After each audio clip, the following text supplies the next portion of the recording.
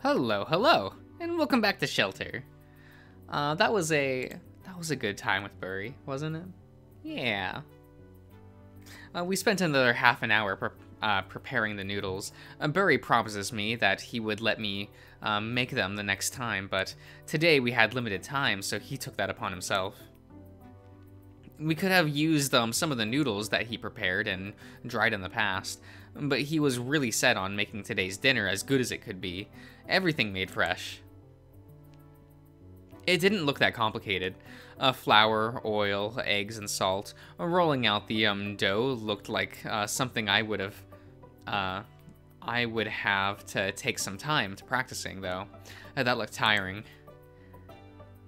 Eventually, Burry throws cut and stretched strings of noodles into boiling salted water. Then he passes me an egg. The egg is our cheat for thickening the sauce earlier. It also mellows down the acidity of the tomatoes. When you turn the heat off, just crack it into the pot and stir it into the sauce vigorously. I follow those final instructions. Heat off, 1 egg, stir. And finally, the sauce is ready.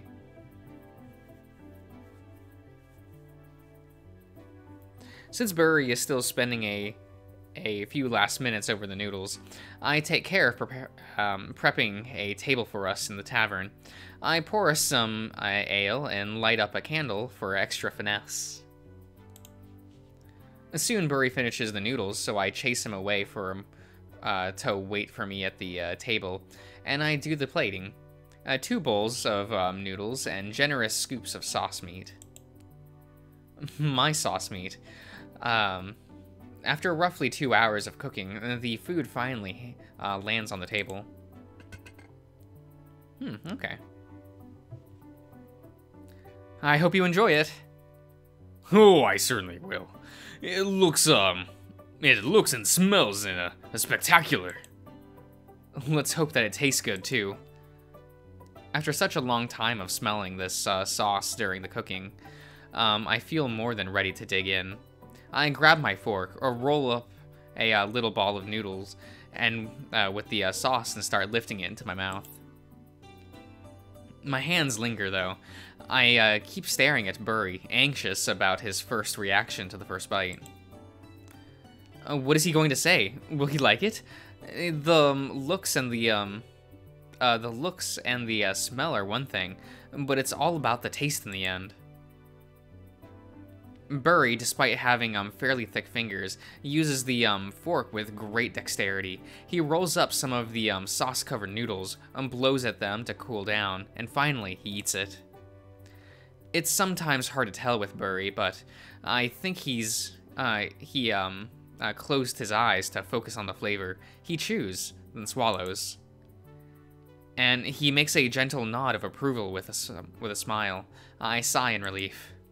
Absolutely flawless. I would be hard-pressed to have done better. Oh, stop it. Burry laughs, and I hear his wagging tail brush the floor beneath his seat. Go ahead, try it yourself. I nod and eat the first scoop. As I keep chewing, my mouth is filled with a wonderful, confident mix of a wide range of flavors, just like its scents were. The meat is juicy and well cooked, the vegetables soft and not mushy, and the tomato base is completely infused with the mix of all of the other flavors, and the spices give it more depth. Even the noodles don't act like flavorless filler, but they hold a delicious, eggy flavor of its own. They wonderfully complement the strength of the sauce and increase appetite for the next bite. I take another bite, and then another. I can't stop eating until I'm roughly a quarter of the bowl is done. Then I chug down some ale, and finally take a break. Oh man, this is good. I told you, you can be proud of yourself. It's only because I followed your instructions. And you did a good job at that. If you want, the next time I can show you how to make noodle sheet cake, and layers of meat sauce with the white sauce. Oh, yes, please. I love that one. Splendid! The red meat sauce was the hardest part. The white sauce is just milk, butter, flour, salt, nutmeg, and hard cheese. And that is nothing. Oh, wow. We reach a point when you call a luxurious sauce like that nothing. I couldn't have imagined you saying that in the past, when the food was scarce. And I'm not saying that the ingredients are nothing, only the recipe. I do appreciate the boundaries itself, the bounties of shelter deeply. Believe me, everything's set. Every time I set my feet into the gardens, I thank the ancients for the bottom of my heart for these gifts. I still remember the first meal that you made me at the cavern when we first met. No, no, please do not remind me. I am still deeply ashamed of feeding you those old boiled scraps. That was the most delicious thing I had ever eaten in my entire life. Burry shakes his head and grunts in disagreement and embarrassment. That was only because you were in such dire state. You were gravely malnourished. I had to feed you something, anything, and I barely had anything. I had no choice. But no more. I'm never going to feed you garbage like that ever again. Once we found shelter, I cleared it out of its nightmares. When you decided to make it our home, I made a resolve that you would eat more delicious food from that day forward. To show my gratitude for everything that you went through for me. Luke, thank you for saving me. And he continues to eat the noodles. I stare at him, confused. What? You are the... You're the one who literally saved me. I wouldn't be here now if it wasn't for you.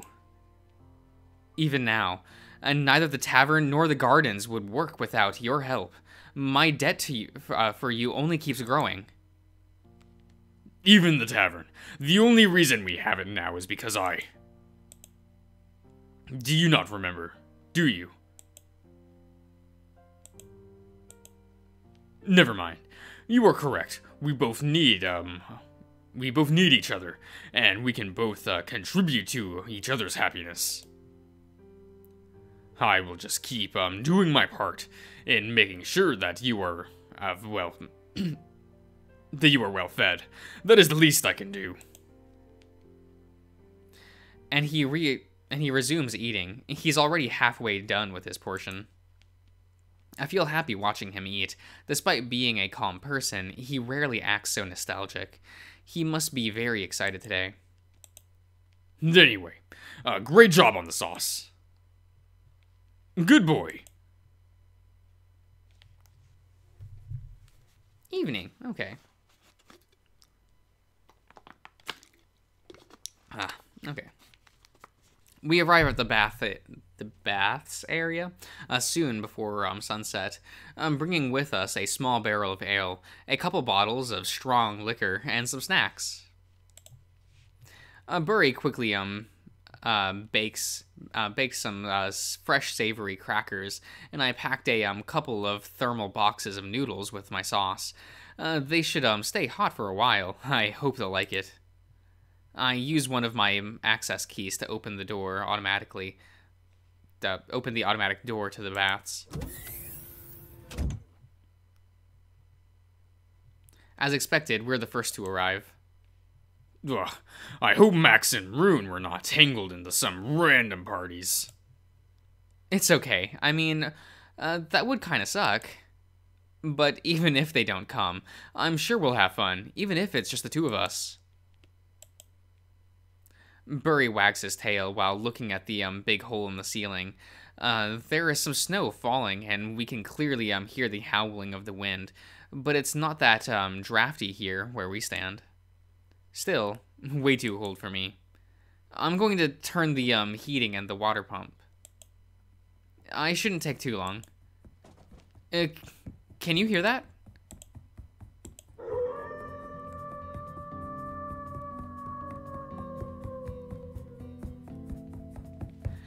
Absolutely incredible.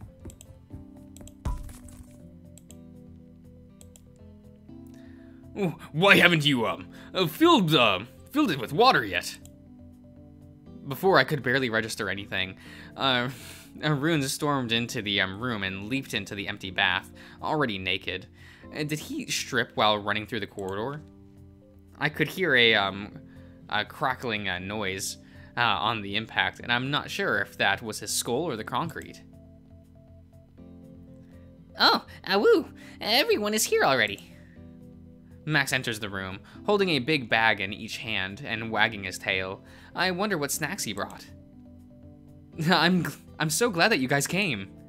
Of course, we said we would.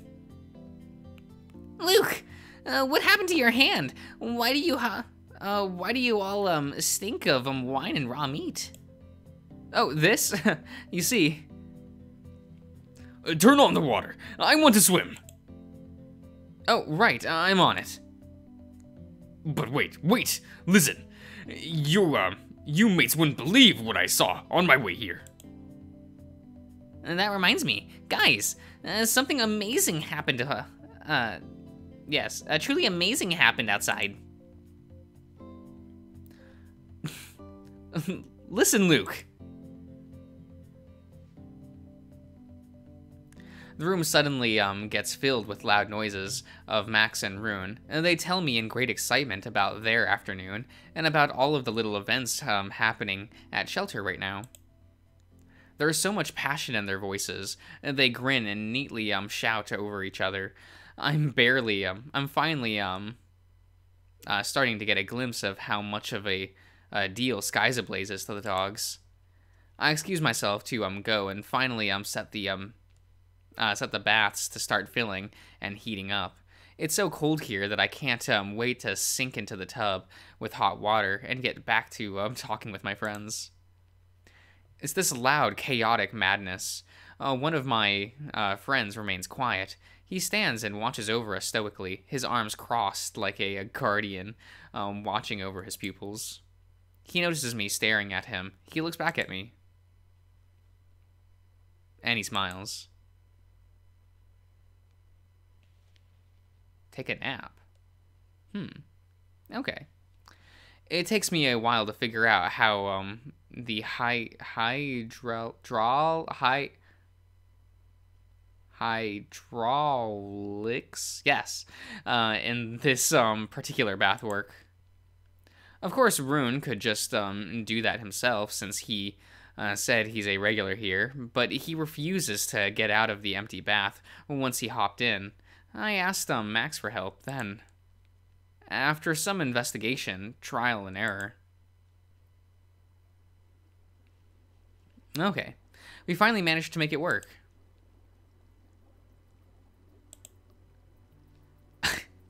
As soon as the steam of warm water starts filling the tub, Rune rolls in it and splashes like an excited puppy. He laps some of it too. Rune, no, don't drink the bath water. Huh, and don't worry, Luke. I can tell that it's perfectly clean water. Not if he rolls in it freshly after a workout. Okay, yeah, that's disgusting. Are you coming in, or are you going to just stand there like a couple of lost puppies? Rune jumps excited, splashing water around. It's amusing to see him even more cheerful than usual. In the meantime, Burry takes out a couple platters and starts arranging our collection of snacks on them. Give me more time. The water level is barely up to your shins. What, Burry? Are you afraid to get cold? And you, out of all people, shouldn't. You are the fluffiest and the fattest of us all. Yes, but Luke and Max are not fluffy. Or fat. We will join you in a moment. I still have to finish the plating. Oh, and don't worry about us, Burry. We can take care of food and drinks. I brought a bunch of good stuff on my own, so leave me some space there. Yeah, go and join Rune. We'll be right behind you. I can see that, Burry is hesitant. But ultimately, he sighs and wags his tail. Very well. Thank you. Burry leaves the platter and starts undressing by the edge of the bath. In the corner of my eye, I can see Rune readying himself to splash Burry, but in the end, he puts his ears flat down and stops. Burry probably gave him a cautious glare. In the meantime, I start filling 4 mugs with our finest alcohol, and Max finishes Burry's plating with his own arrangements of snacks. He has a wide variety of cured meats and half-dry exotic fruit. They look pretty luxurious. Where does he get his hands on all that?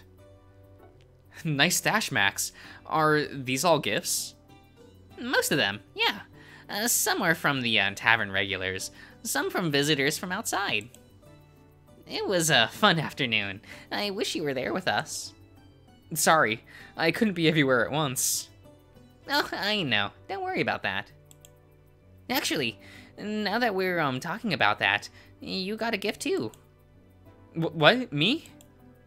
Yeah, here you go. You received wooden box. Okay. Sky's ablaze from a secret admirer from the outside.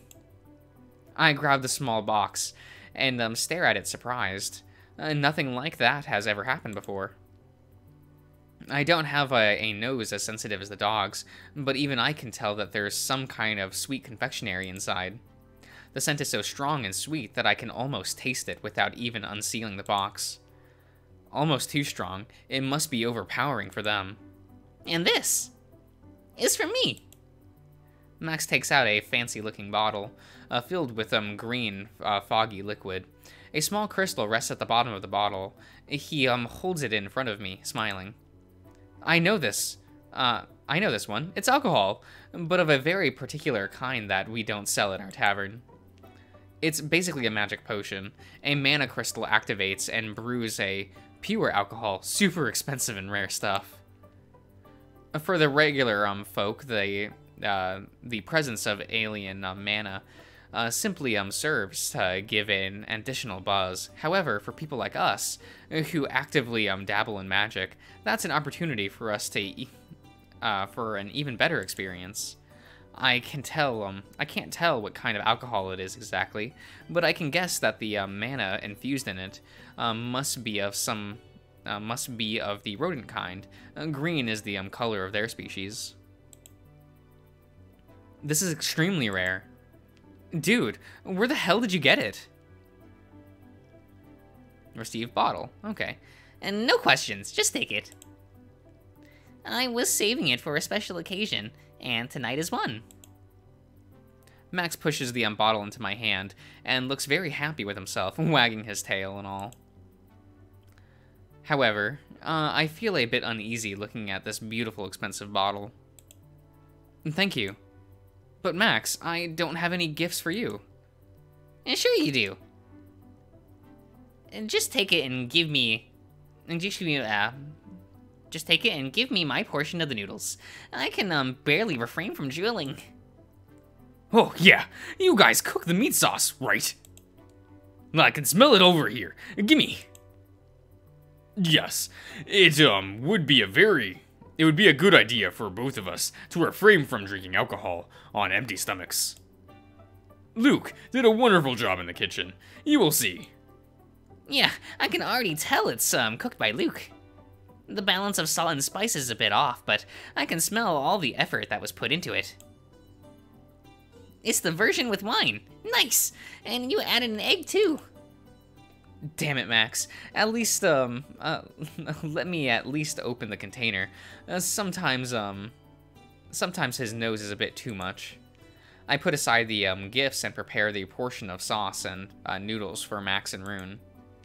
While they are busy stuffing their faces with it at the edge of the bath, I finish preparing the rest of the snacks and drinks for all of us. By the time Max and Rune hand me their empty bowls, I think I finally have everything ready. Well then, time to jump in, Max. Yeah, let's. I start to... Actually, I'll probably end the part here. I assume this is going to be a longer scene, so... I'll just end it here. I'll see you around, everyone.